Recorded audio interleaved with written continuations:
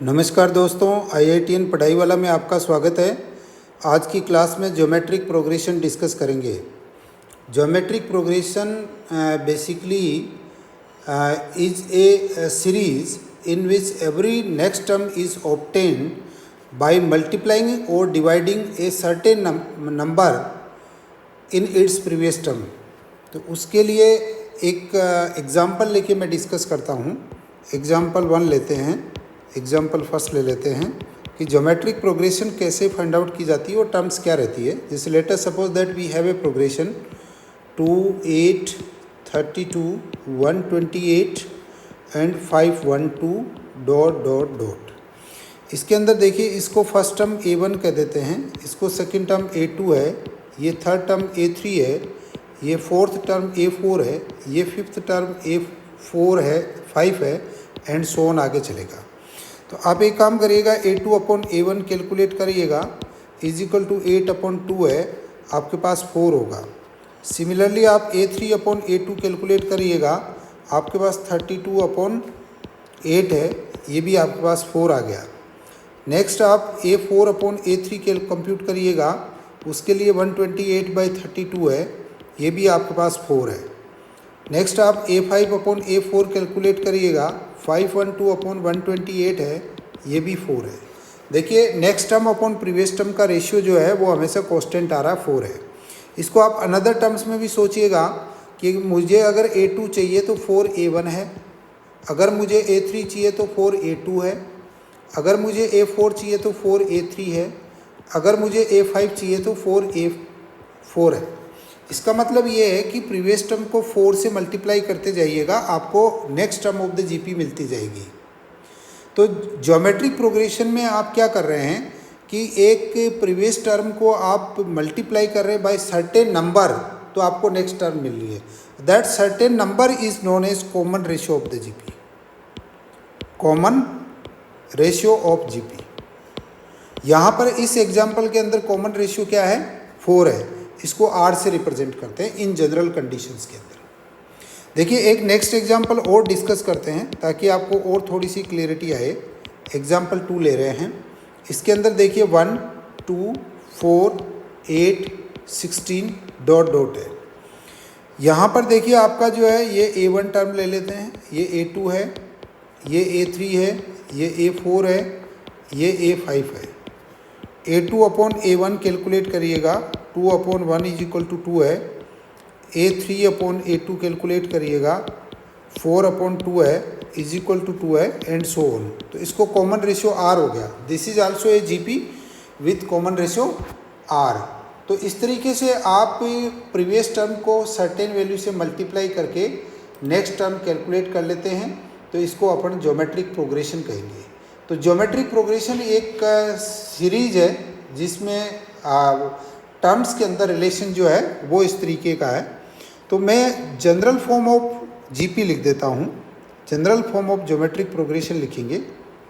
General form of geometric progression है general form of GP. देखिए, इसके अंदर 2 टर्म ले लेते हैं। ए आपके पास फर्स्ट टर्म है, ए फर्स्ट टर्म है, a is first term of GP, first term of GP. R common ratio of GP, common ratio of GP. इसके लिए देखिए फर्स्ट टर्म क्या थी? ए है। आप इसको मल्टीप्लाई करिए आर से, सेकंड टर्म मिलेगी। आप इस सेकंड को मल्टीप्लाई किए आर से, तो आर स्क्वायर थर्ड टर्म मिली। थर्ड टर्म को आर से मल्टीप्लाई करिए तो आपके पास जो है आर क्यूब हो गया, आर 4 टर्म मिली। फोर्थ टर्म को आर से फिर मल्टीप्लाई करिए, फिफ्थ टर्म मिलेगी एंड सो ऑन। तो ये आप एक जनरल जीपी हो गई जिसको आप common form of the GP कहेंगे। जीपी की फॉर्म ये फॉर्म लेके चलेगी। इसका मतलब है, देखिए यहाँ थोड़ा और डिस्कस करते हैं। आपने फर्स्ट टर्म लिखा A1, ए सेकेंड टर्म लिखा AR, थर्ड टर्म आपने लिखा AR स्क्वायर, फोर्थ टर्म आपने लिखा AR क्यूब, फिफ्थ टर्म लिखा आपने AR की पावर 4। इसका मतलब मैं, जनरल टर्म, ऑफ जीपी, इसको मैं nth टर्म कह रहा हूँ। nth टर्म ऑफ जीपी आप कैसे कैलकुलेट करेंगे? ए एन लिख लेते हैं is equal to A R की पावर। देखिए फिफ्थ लिख रहे थे तो फोर थी, फोर्थ लिख रहे थे थ्री थी, थ्री लिख रहे थे टू थी, टू लिख रहे थे वन थी, वन लिख रहे थे जीरो थी। इसका मतलब A N is equal to A R की पावर एन माइनस वन होगी। ये आपके पास क्या होगी? General term of the GP होगी और nth term of the GP होगी। अब इसका एक एग्जाम्पल डिस्कस कर लेते हैं। एग्जाम्पल ले लीजिए। एग्जाम्पल है, देखिए ये कह रहे हैं कि आपको एक जीपी गिवन है 128, 64, 32, 16, 8, 4। ये कह रहे हैं कि इस जीपी की 8th टर्म कैलकुलेट करिए, ए 8 टर्म क्या होगी। तो देखिए इस जीपी में फर्स्ट टर्म क्या है? 128 ए है। कॉमन रेशियो आर क्या है? 64/128 हुआ। मेरे हिसाब से ये 1/2 है। आप 32/64 करिए तो भी 1/2 आ रहा है। 16/32 करेंगे तो भी 1/2 आ रहा है। कॉमन रेशियो आपका जो है कुछ सर्टेन नंबर भी हो सकता है, फ्रैक्शनल वैल्यू भी हो सकता है। ए 8 कैलकुलेट करने के लिए आप क्या करेंगे? ए आर की पावर 8 माइनस 1 लिखेंगे। ए आपके पास 128 है, आर आपके पास 1/2 है, की पावर 8 माइनस 1 है, तो 1/8 इंटू 1/2 की पावर 7 होगी, इज इक्वल टू 128 इंटू 1/2 की पावर 7 होगी। देखिए 1/2 की पावर 7 अगर आप कंप्यूट करते हैं तो I think it is equal to 128। तो ये जो रेशियो आपको मिल रहा है ये 128/128 हो गया। तो आपका 8th टर्म जो है वो बेसिकली वन होगी। 8th टर्म जो आप कैलकुलेट करेंगे वो आपके पास 1 आ गई। ये 8th टर्म जो है वो 1 होगी।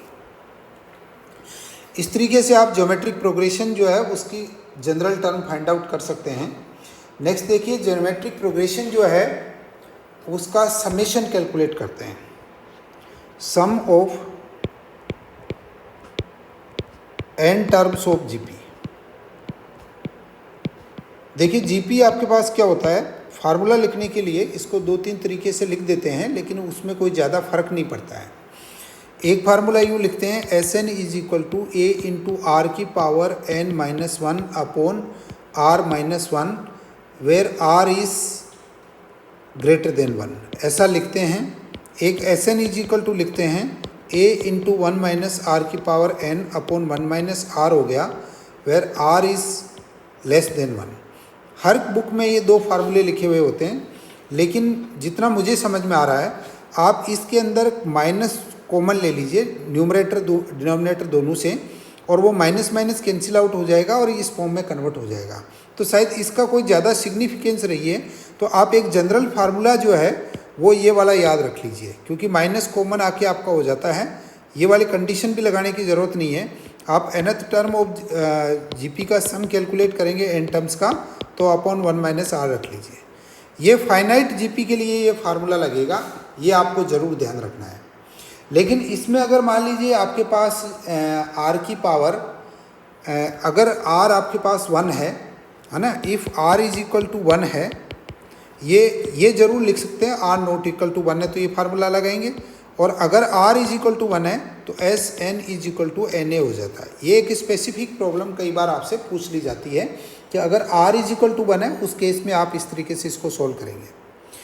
अब देखिए sum of infinite GP, infinite GP, infinite GP है वो आपको किस तरीके से बनेगी कि अगर आपको इसमें इनफाइनाइट जीपी है और आर आपके पास ग्रेटर देन 1 है, तो आर आपके पास ग्रेटर देन 1 अगर है तो उस केस में हर टर्म इंक्रीज होती जा रही है। देखिए एक बार डिस्कस करते हैं, वापस ओरिजिनल पे आ जाइए, जो general term of the GP आपने डिस्कस करी थी ये वाली।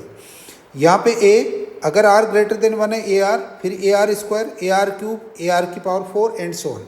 इसका मतलब जो पहली टर्म है उससे नेक्स्ट टर्म बढ़ती ही जा रही है। तो ऐसी जो अगर इनफाइनाइट टर्म्स जाएगी तो इस जीपी का समेशन हमेशा इनफाइनाइट होगा। क्यों? सम ऑफ जीपी का मतलब क्या है? सम ऑफ जीपी का मतलब ये रहता है कि मुझे अगर एस एन कैलकुलेट करना है, मैं मतलब एस एन कैलकुलेट करना है तो मैं a plus a R square plus a R cube plus dot dot और मैं कहाँ तक चलूँगा, ए आर की पावर n-1 तक चलूँगा, क्योंकि nth टर्म जो जीपी की है वहाँ तक जाना है, एन सम के लिए सब टर्म्स को जोड़ना है। तो अगर आपकी जीपी में r ग्रेटर देन 1 है तो उस केस में ये इनफाइनाइट ही होगी, इनफाइनाइट जीपी, तो उसका समेशन इनफाइनाइट होगा, हम कैलकुलेट नहीं कर पाएंगे। लेकिन अगर ये कंडीशन है if mod R less than 1 है, ऐसे केस में आपकी इनफाइनाइट जीपी का एक फाइनाइट वैल्यू आएगी, क्योंकि हर टर्म जीपी की रिड्यूस होती हुई जाएगी। तो ऐसे केस में एस इन्फिनिटी लिखते हैं, S infinity is equal to आपके पास होगा ए अपॉन माइनस आर। उसका भी मैं आपको लॉजिक बता देता हूँ। देखिए अगर r लेस देन 1 है, r की पावर n है, इन्फिनिटी है, तो फ्रैक्शनल वैल्यू की पावर अगर इन्फिनिटी रेज करेंगे तो वो जीरो हो जाता है। तो a अपॉन 1 माइनस आर इसी फार्मूले से डिराइव हो गया। लेकिन अगर आपके पास ये है कि मोड r ग्रेटर देन 1 है, then s infinity is not defined. ये आप अच्छी तरीके से ध्यान रखेंगे। आपको s इन्फिनिटी का formula a upon 1 minus R तभी यूज करेंगे जब आपके पास magnitude of the common ratio is less than 1 है। अगर ग्रेटर देन 1 होगा उस केस में आप इस टाइप का फार्मूला अप्लाई नहीं कर पाएंगे, क्योंकि इनफाइनाइट जीपी का समेशन जो है वो इन्फिनिटी आएगा आपके पास। तो इस तरीके से अपन ने जो है कुछ कैलकुलेट किया है कि समेशन कैसे कैलकुलेट करेंगे। एक एग्जांपल डिस्कस करते हैं इसके अंदर। एग्जांपल ये है कि आपके पास एक जीपी दे रखी है 3, 6, 12 डॉट डॉट डॉट। इसमें ये कह रहा है कि आप जो है सम ऑफ फर्स्ट 7 टर्म्स कैलकुलेट करिए। ए आपके पास 3 हो गया, देखिए कॉमन रेशियो आर होगा, 6/3 इज इक्वल टू 2 हो गया, 12/6 भी 2 हो गया, तो कॉमन रेशियो आर है।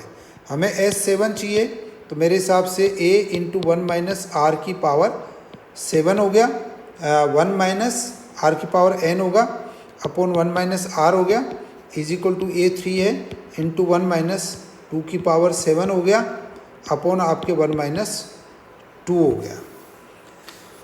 क्योंकि n अपने पास 7 था, अगर इसको आप सोल्व करते हैं तो उस ऐसे केस में 2 की पावर 7 हम कैलकुलेट कर लेते हैं।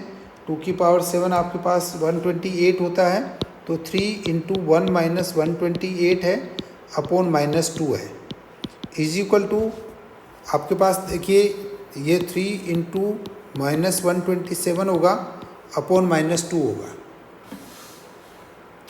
सॉरी, ये कॉमन रेशियो 2 था आपके पास, तो कॉमन रेशियो आप यहाँ पे 2 पुट करेंगे। कॉमन रेशियो अगर 2 पुट करते हैं तो ये -1 आता है, -1 हो गया। देखिए माइनस माइनस आपका कैंसिल आउट हो गया है, आपके पास 127 इंटू 3 हो गया है, 123 7 इंटू 3 होगा 381।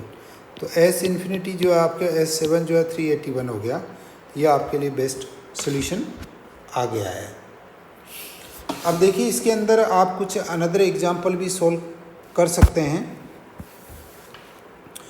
उसके अंदर मैं 1-2 प्रॉब्लम्स आपके साथ में और डिस्कस कर लेता हूं, बट उससे पहले मैं 2 प्रॉपर्टीज़ ऑफ जीपी डिफाइन करूंगा। Properties of GP, properties of GP. देखिए उसके अंदर पहली प्रॉपर्टी है, पहली प्रॉपर्टी जीपी की ये कहती है कि अगर आप जीपी की हर टर्म को सेम नंबर से इधर डिवाइड कर रहे हैं और मल्टीप्लाई कर रहे हैं, नॉन जीरो नंबर होना चाहिए, तो उस केस में रिजल्टिंग टर्म्स जो बनेगी वो भी एक जीपी होगी। इसको मैं लिख देता हूँ, if every term of GP is multiplied और divided by a non-zero number, then resulting terms are also in GP। देखिए इसको थोड़ा डिस्कस कर लेते हैं। आपके पास A था, A R है, ए आर स्क्वायर है, ए आर क्यूब है, एंड देखिए इसको अगर कुछ और टर्म आप बी से मल्टीप्लाई कर दीजिए तो every term will be multiplied by B, और जैसे A B R square, A B R cube, उसको भी अगर next term upon previous term divide करेंगे तो कॉमन रेशियो आर ही हो जाएगा। इसका मतलब ये भी क्या हो गया, एक रिजल्टिंग जीपी होगी आपके पास। सेकेंड प्रॉपर्टी यह है कि if all terms of GP are raised to the same power then the resulting terms are also in GP. If all terms of GP are raised to the same number, to the same power, then the resulting terms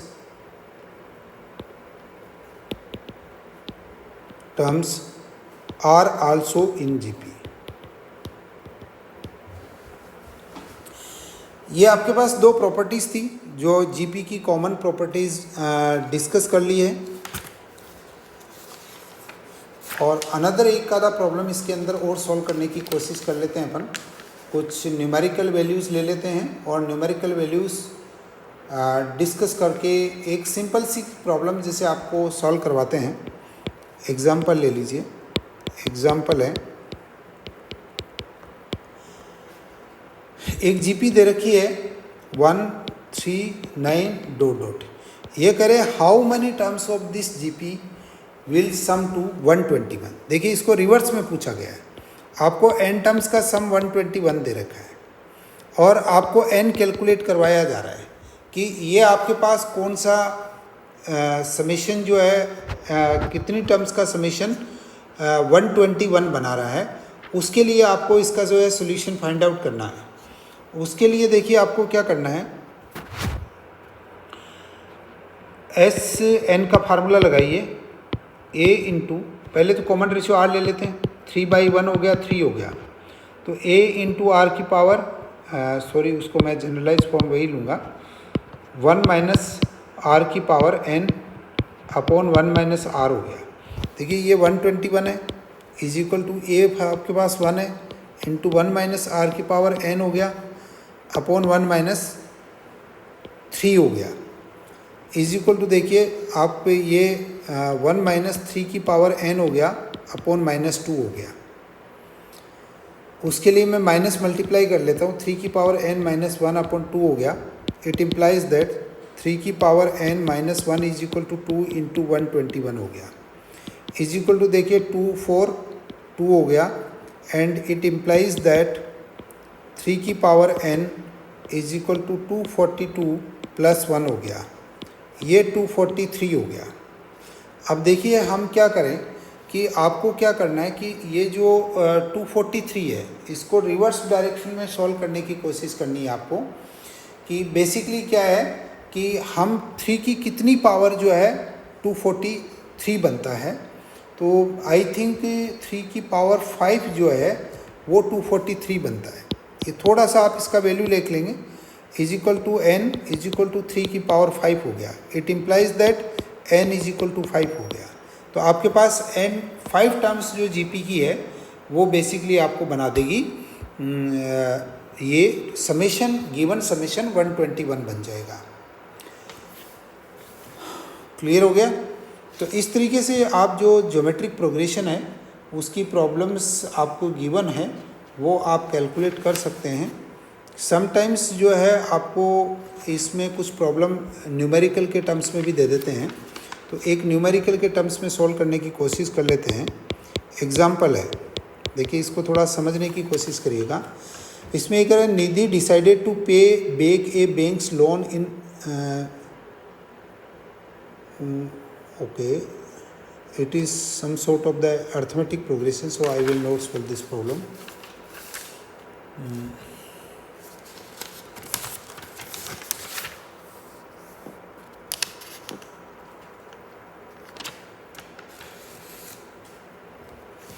अब देखिए चलो एक example दूसरे type का लेते हैं।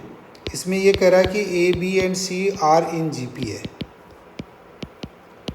ए B and C are in GP है। अगर ए बी सी जीपी में है तो देखिए b by a is equal to C by a होगा, sorry b by a is equal to C by B होगा, c बाई b होगा। It implies that b square is equal to a C होगा। ये आपके पास एक relation बनेगा। अब आपसे ये पूछा जा रहा है कि इसमें कुछ आपको अनदर वैल्यूज़ गिवन है, जिसके अंदर ये कह रहे हैं कि आपके पास log a, log b और log c किस टर्म्स में होंगे। तो ये एक्चुअली बेसिकली एक हार्मोनिक मीन का कॉन्सेप्ट आ गया है। तो हार्मोनिक प्रोग्रेशन भी मैं आपको ब्रीफली आज ही बता देता हूँ। तो ये बेसिकली तो इसको जो है कुछ मीन करेंगे। हार्मोनिक प्रोग्रेशन में आपको अभी बता देता हूँ। हार्मोनिक प्रोग्रेशन, हार्मोनिक प्रोग्रेशन इसको HP कहते हैं शॉर्ट टर्म के अंदर। तो अगर आपके पास कोई 3 नंबर्स है, 3 नंबर्स A, B और C आर इन HP होंगे, हार्मोनिक प्रोग्रेशन होंगे इफ़ आपके पास 1/A, 1/B, 1/C ये dot dot are in AP। अगर किसी प्रोग्रेशन के रेसिप्रोकल्स अरिथमेटिक प्रोग्रेशन में है तो आपकी गिवन प्रोग्रेशन है वो हार्मोनिक प्रोग्रेशन कहलाएगी। तो यहाँ पे देखिए आपको अरिथमेटिक प्रोग्रेशन और हार्मोनिक प्रोग्रेशन के अंदर एक डेफिनेट रिलेशन है, क्योंकि आप अगर किसी हार्मोनिक प्रोग्रेशन का रेसिप्रोकल ले रहे हैं एवरी टर्म का, तो वो reciprocals will be in A arithmetic progression. तो ये आपके पास एक हार्मोनिक प्रोग्रेशन का स्पेसिफिक कॉन्सेप्ट हो गया। तो हार्मोनिक प्रोग्रेशन को हम किस तरीके से कैलकुलेट कर सकते हैं, आप उसको दूसरे तरीके से भी मैं जनरल कैलकुलेट करने को बताता हूँ। देखिए जनरल HP ले लेते हैं। जनरल फॉर्म ऑफ HP क्या बनेगी, अगर मैं उसको रेसिप्रोकल करूँगा तो अरिथमेटिक मीन में होना चाहिए। तो मैं अरिथमेटिक प्रोग्रेशन को ये ले लेता हूँ। देखिए A/1 + D कॉमन डिफरेंस है, 1/A 2D, 1/A + 3D dot dot. देखिए इसको रेसिप्रोकल करिए, रेसिप्रोकल बनेगा A + D, A + 2D, A + 3D। तो वो आपका रेसिप्रोकल वैल्यूज़ है, वो अरिथमेटिक प्रोग्रेशन में है। तो इसका मतलब ये वाली प्रोग्रेशंस जो है वो हार्मोनिक प्रोग्रेशन कहलाएगी। अब आपको हार्मोनिक प्रोग्रेशन फाइंड आउट करने के लिए आपको रेसिप्रोकल करके अरिथमेटिक प्रोग्रेशन लेके चेक करेंगे, और अगर अरिथमेटिक प्रोग्रेशन में आ रहा है तो आपका गिवन प्रोग्रेशन वो हार्मोनिक प्रोग्रेशन होगी। अब इसमें कुछ सर्टेन रिलेशंस है, मीन्स है, जिसमें अरिथमेटिक मीन, हार्मोनिक मीन और ज्योमेट्रिक मीन है, और कुछ मीडियन मोड है। ये अपन नेक्स्ट क्लास के अंदर डिस्कस करेंगे। तो कॉमन प्रॉब्लम्स जो आपकी प्रोग्रेशन से रिलेटेड है वो नेक्स्ट क्लास के अंदर डिस्कस करेंगे। Thank you so much.